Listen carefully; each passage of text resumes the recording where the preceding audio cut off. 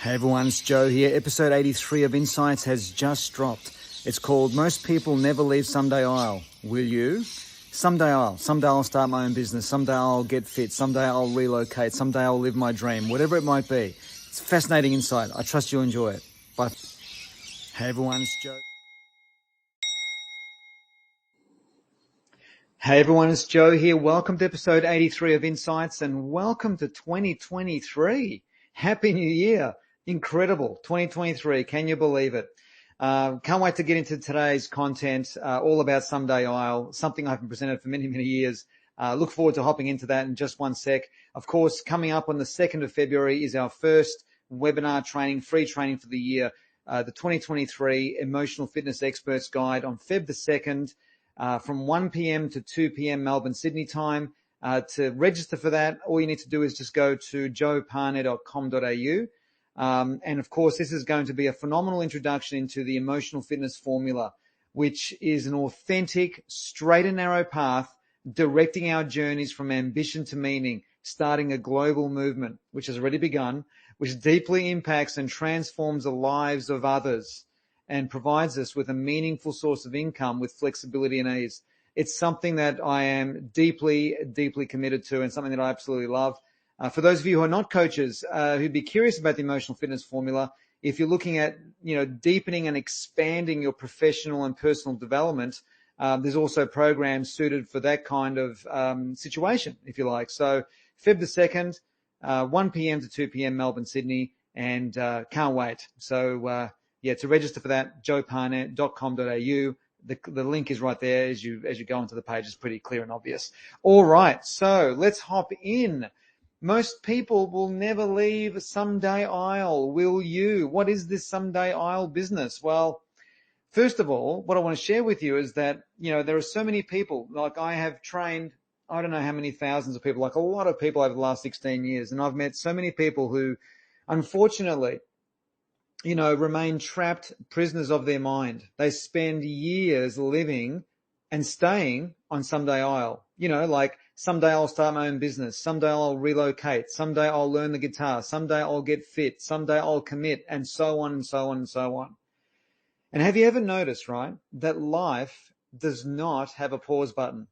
Time will pass regardless, whether you stay on Someday I'll or, travel off it or journey from it or do nothing.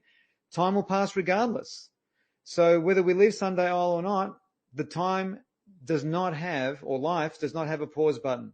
So lots of people live their lives like they actually have another one in the bank, and it just doesn't exist. Whilst there may be an array of reasons and explanations as to why many never leave Someday I'll, one of those explanations, or one of those understandings that I have anyway, is that we all have an unconscious addiction to certainty. So, of course, unconscious meaning that it's outside of our awareness. And now there's nothing wrong with certainty. I mean, it's a significant component of our psychological well-being. We need routines and comfort and security and safety, which are different expressions of certainty.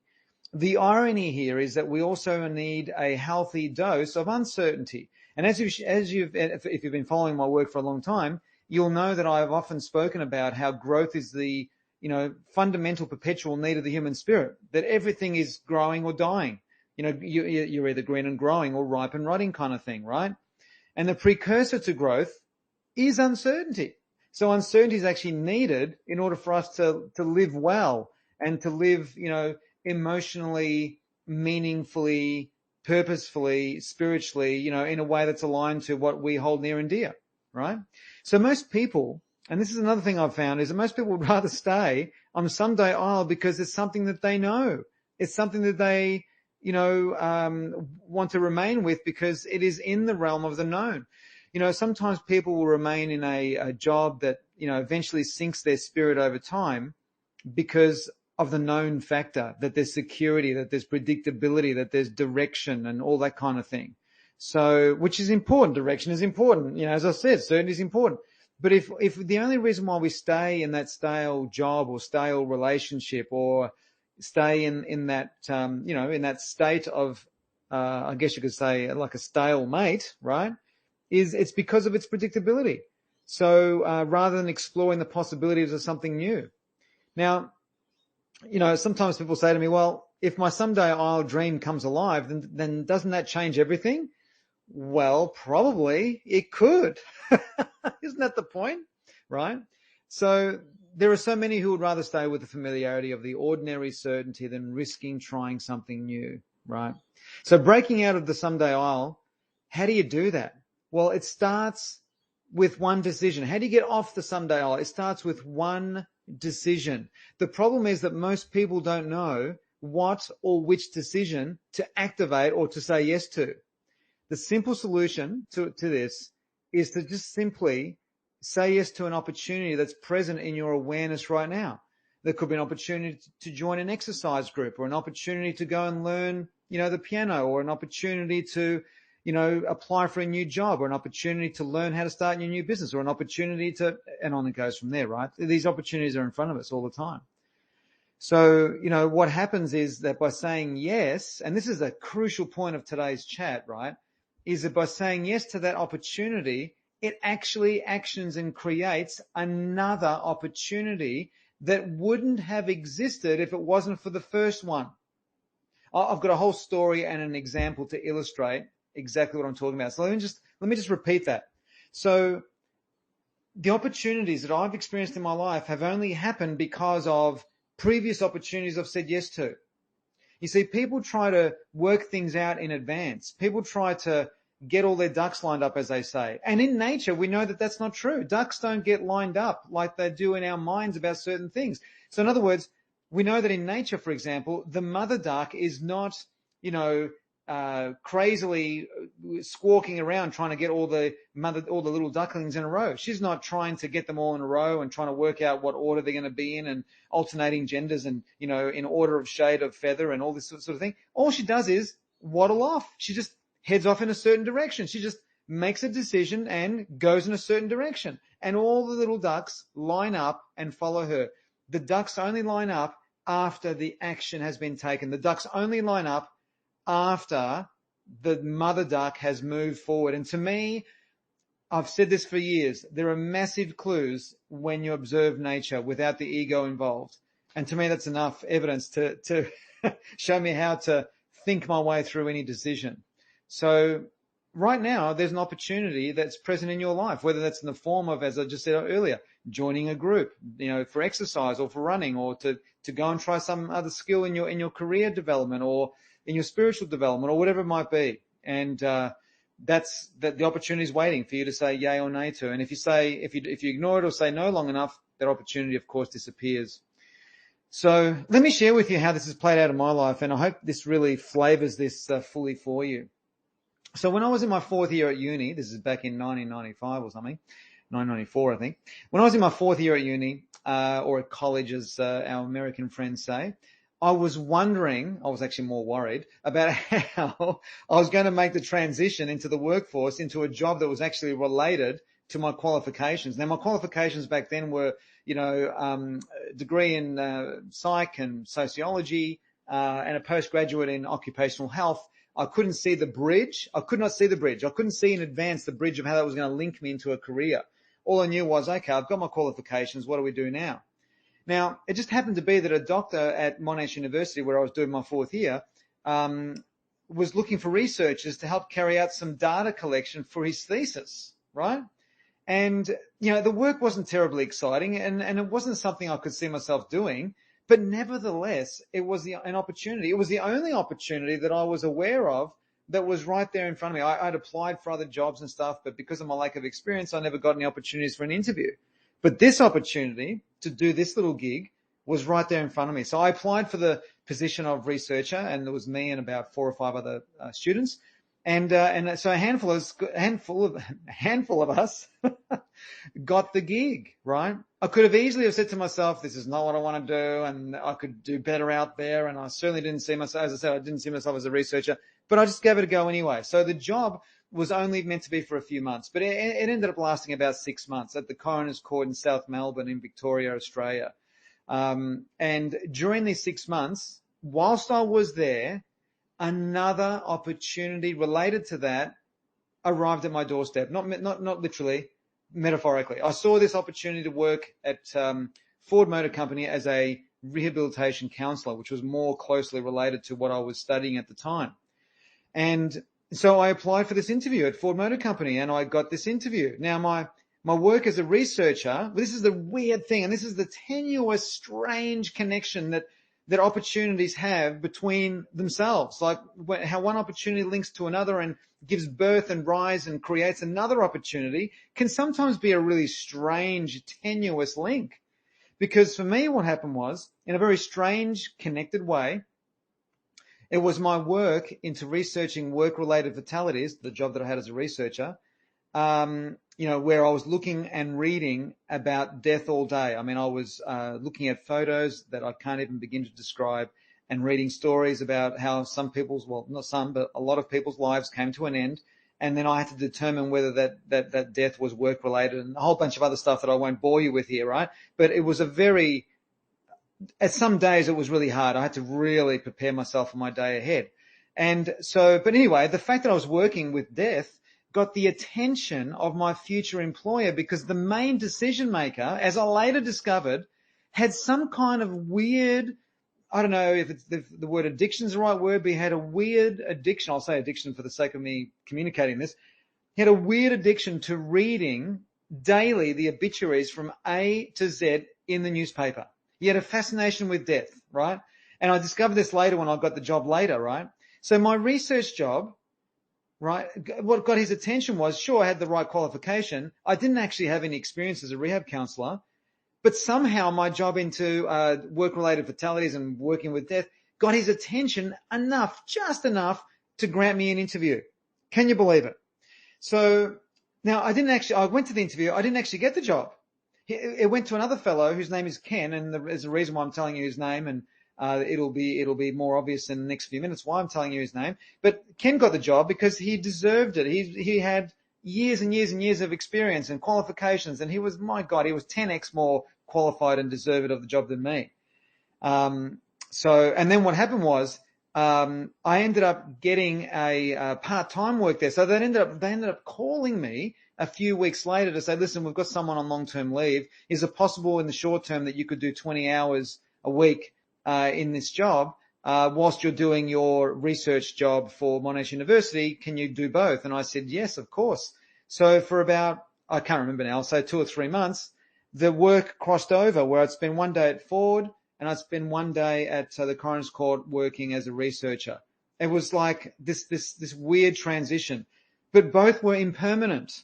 The research job was going to come to an end soon, and the 20-hour-a-week job, I was told, was only just going to be for a short while until this other person came back. Now, this all worked perfectly for a while, right?